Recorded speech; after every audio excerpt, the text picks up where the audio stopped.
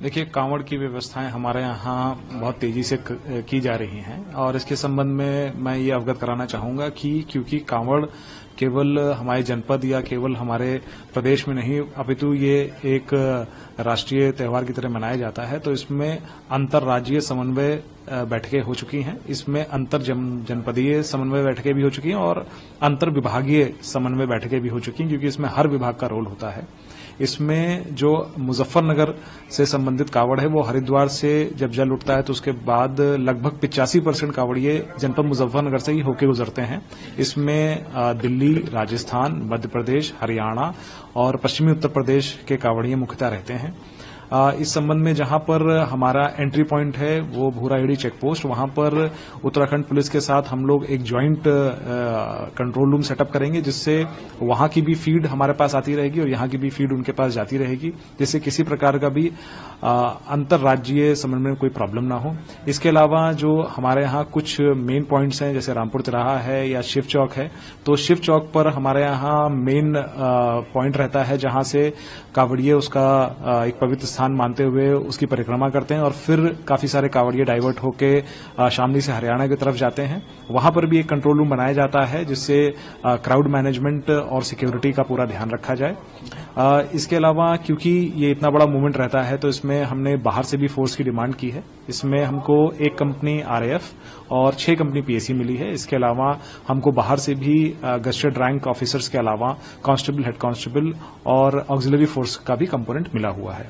इसमें मैं आपको बताना चाहूंगा कि हमारे यहाँ पूरे कांवड़ रूट को कई सुपर जोन्स, सेक्टर, सब सेक्टर लेवल पे डिवाइड किया गया है। इसमें हमारे पास इस समय 5 सुपर जोन हैं, जिसमें एसपी लेवल के ऑफिसर्स रहेंगे और सुपर जोन 9 हैं जिसमें डिप्टी एसपी लेवल के ऑफिसर्स रहेंगे और इसके बाद हमारे पास कुल जोन 18 हैं और इसके अलावा हमने जो हमारी पीआरवी मोबाइल्स हैं उनके लिए 53 पीआरवी के जोन्स अलग बनाए हैं और हमारी नई जो पीआरवी गाड़ियां आई हैं उसमें वो कैमरे से लैस हैं और उसमें कुछ कैमरे लाइव फीड भी दे सकते हैं।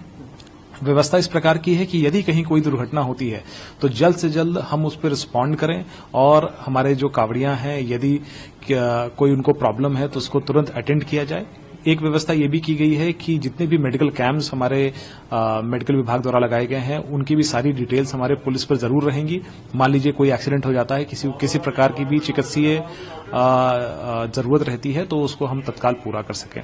इसके अलावा तकरीबन 250 से ऊपर हमारे यहाँ कावड़ शिविर लगेंगे। उसके संबंध में भी जिलाधिकारी और मेरे द्वारा एक संयुक्त बैठक उनके साथ कर ली गई है।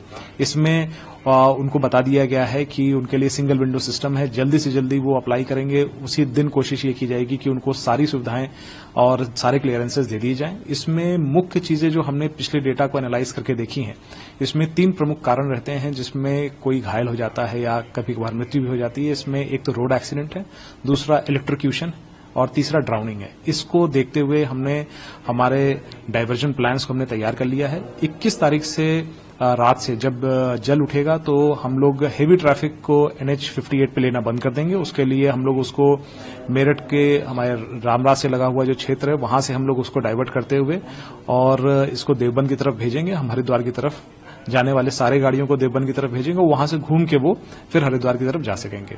और जैसे जैसे कावड़ियों की भीड़ बढ़ेगी तो जब पंचक के बाद डाक कावड़ आनी शुरू होगी तो हम NH 58 पर फिर और एक तरफ की लेन केवल हम लेंगे और पूरी एक NH 58 की लेन कावड़ियों को डेडिकेटेड रहेगी, जिस पर उनके खासकर डाक कावड़ में क्योंकि छोटी गाड़ियां भी चलती हैं, बाइक्स भी चलती हैं, तो उसका खासा ध्यान रखा जाएगा, किसी प्रकार से भी उनको कोई समस्या ना हो। बिजली विभाग से हमारी पूरी बात हो गई है, जिलाधिकारी और मेरे द्वारा सबको निर्देशित कर दिया गया है कि जितने भी पोल्स हैं, वायर्स हैं, इन सबको पोल्स पे पन्नियां लगा दी जाएं। कहीं पर भी कोई अर्थिंग की प्रॉब्लम नहीं होनी चाहिए और हमारे जिलाधिकारी महोदय ने आदेश दे दिया है कि हर प्रकार के जो ऊपर ओवरहैंगिंग वायर्स है उन सबकी गार्डिंग जरूर कर दी जाए। कुछ जगहों पर NHAI पर जो हाई टेंशन वायर्स थे उनकी हाइट को देखते हुए कुछ रोड्स को वहां पर बंद करके फिर हम सर्विस रोड्स का प्रयोग करके और वहां से कावड़ियों को निकलवाएंगे। इसके अलावा ड्राउनिंग के इंसिडेंसेस को ध्यान में रखते हुए हमारी जो गंग नहर पटरी है उस पर हर जगह साइनेजेस लगवा दिए गए हैं और वहां पर जहां पर भी ऐसी जगह हैं कि कांवड़िए उतर के स्नान कर सकते हैं वहां पर हम फ्लड कंपनी पीएसी के जवान भी रखेंगे और लोकल गोताखोर भी वहां रखेंगे कि यदि ऐसी कोई घटना होती है तो किसी की जान न जाए और हम तत्काल उसको बचा सकें। इसमें स्पेसिफिकली अभी को लेकर थोड़ा सा इलाबोरेट कर दीजिए चीजें, चाहे रूट पर भी हो या फिर इर्द गिर्द भी तमाम जगहों पर आपकी जो व्यवस्था है वो रह रही होगी। देखिए, ड्रोन्स के लिए हमने जो ड्रोन हमारे पास पुलिस के हैं वो तो डिप्लॉयड रहेंगे ही, परंतु ये मार्ग इतना बड़ा है कि इसमें प्रशासन की तरफ से भी ड्रोन की व्यवस्था की जा रही है। इसमें प्रमुखतः ड्रोन जहां पर हम इंटर स्टेट बॉर्डर से एंट्री लेंगे वहां पर भी रहेगा। फिर जहां पर मेन क्रॉसिंग्स हैं जैसे रामपुर तिराहा है, आगे नावला कट है, शिव चौक है, या इस प्रकार के जहां पर गुप्ता रिजॉर्ट है जहां पर आपस में ट्रैफिक मिंगल हो रहा है वहां पर ड्रोन की खासा व्यवस्था रहेगी। इसके अलावा मैं बताना चाहूंगा कि हमारे यहां ऑपरेशन त्रिनेत्र के तहत हमने काफी बड़ी क्षेत्र को सीसीटीवी कैमरों से आच्छादित कर रखा है। इसमें तकरीबन 1800 कैमरों की फीड हमारे पास सीधे कंट्रोल रूम को मिलती है। इन्हीं कैमरों से हम कांवड़ियों के संबंध में भी निगरानी करेंगे। इसमें जो हमारे नगर पंचायत है और जिला पंचायत है उनसे भी आग्रह किया गया है कि उनके यहां भी जो कंट्रोल्स हैं जिसमें सीसीटीवी लगे हुए हैं सेफ सिटी के अंतर्गत उसकी भी फीड्स हमको दी जाएं, ताकि यदि कोई बात होती है, मान लीजिए कहीं कोई एक्सीडेंट होता है तो घटना क्या है उस बारे में हम एविडेंस के तौर पर इसको ले सकें। कांवड़ शिविरों में भी ये बात निर्देशित कर दिया गया है कि वो मिनिमम 4 सीसीटीवी कैमरा लगाएंगे। उसमें एक सीसीटीवी कैमरा जहां पर खाना बनेगा वहां पर होगा, एक सीसीटीवी कैमरा बाहर की तरफ रहेगा जहां पर कांवड़िए बंधु हमारे अपनी कांवड़ रख के अंदर विश्राम करते हैं, और 2 सीसीटीवी कैमरे अंदर रहेंगे, जिससे किसी प्रकार की कांवड़ खंडन अथवा किसी प्रकार की चोरी या खान पान में यदि किसी प्रकार की कोई अन्न मिलावट की बात आती है तो हम उसको चेक कर सकें और उस पर सतत निगरानी। हमसे जुड़े रहने के लिए हमारे YouTube चैनल को सब्सक्राइब करें और नई वीडियो की नोटिफिकेशन के लिए बेल आइकॉन को दबाएं। अगर आप ये वीडियो Facebook पर देख रहे हैं तो लाइक जरूर करें और ज्यादा से ज्यादा शेयर करें। धन्यवाद।